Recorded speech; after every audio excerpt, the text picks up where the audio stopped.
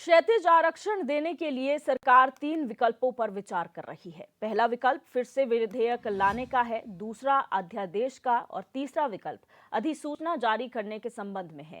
कार्मिक एवं सतर्कता विभाग ने विधेयक और अन्य विकल्पों के संबंध में न्याय विभाग से परामर्श मांगा है। राजकीय सेवा में राज्य आंदोलनकारियों और उनके आश्रितों को 10% क्षैतिज आरक्षण देने के संबंध में भेजी गई इस फाइल को न्याय विभाग ने आपत्तियों के साथ वापस कर दिया है।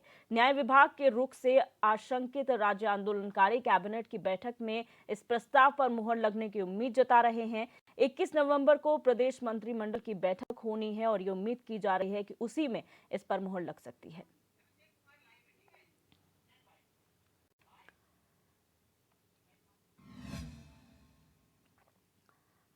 और अब सीधे रुक करेंगे अपने न्यूज रूम का, जहां से हमारे संवाददाता अभिषेक कुमार हमारे साथ लाइव जुड़ चुके हैं इसी खबर पर। अभिषेक, यहां पर क्षैतिज आरक्षण की लगातार मांग उठती आई है, लेकिन अब इसकी जो फाइल है वो न्याय विभाग द्वारा वापस कर दी गई है आपत्तियों के साथ। क्या जानकारी इसे लेकर आपके पास है?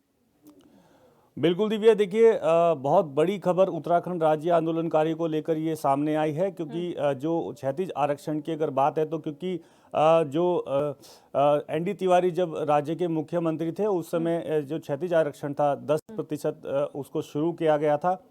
करीब 2009 तक ये आरक्षण चला। उसके बाद जो है इसको याचिका के रूप में जो है हाई कोर्ट में दाखिल किया गया कि इस पर आरक्षण जो है वो ना दिया जाए। हाई कोर्ट ने उस पर रोक भी लगा दी थी, जिसके बाद 2013 में पूर्ण रूप से जो निचली अदालत थी और उसके बाद हाई कोर्ट था उस पर जो पुनर्विचार याचिका भी दायर की गई थी, उस पर जो है रोक पूरी तरह से लगा दी गई थी। हालांकि इसको दोबारा शुरू करने के लिए जो है साल 2015 में हरीश रावत जो मुख्यमंत्री हरीश रावत थे, उन्होंने ये एक बार फिर शुरू किया कि राज्य आंदोलनकारियों को जो 10% क्षैतिज आरक्षण है वो दिया जाए।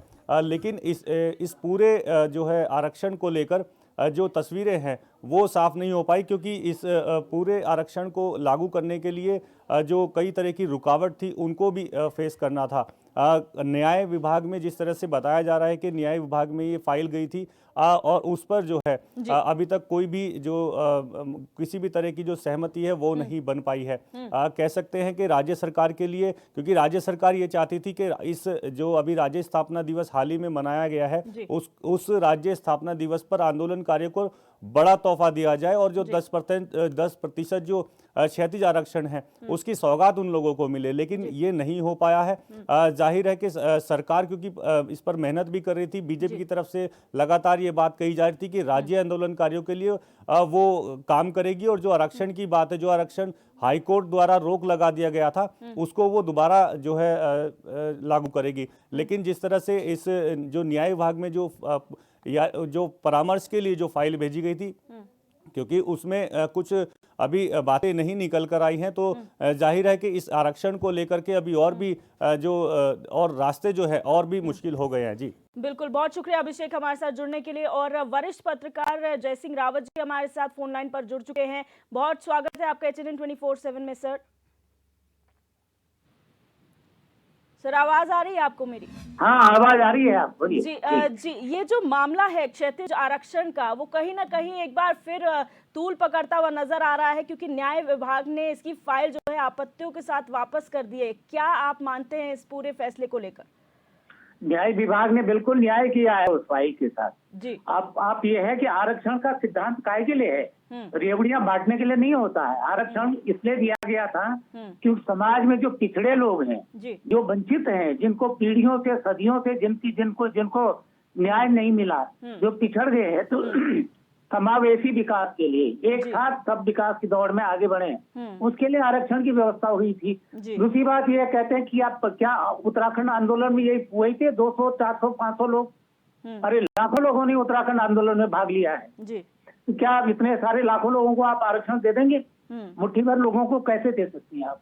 दूसरी बात ये भी उठ रहा है कि जो आंदोलनकारियों के जो सर्टिफिकेट बने हैं उनमें भी दलीय हिसाब से भेदभाव हुआ है, वो भी जस्टिफाइड नहीं था। तो जो वास्तविक आंदोलनकारी थे भी, उनको सर्टिफिकेट नहीं मिले आंदोलनकारियों के। तो इस ऐसे हालात में किसी को आरक्षण देना तो ये सैद्धांतिक रूप से गलत है।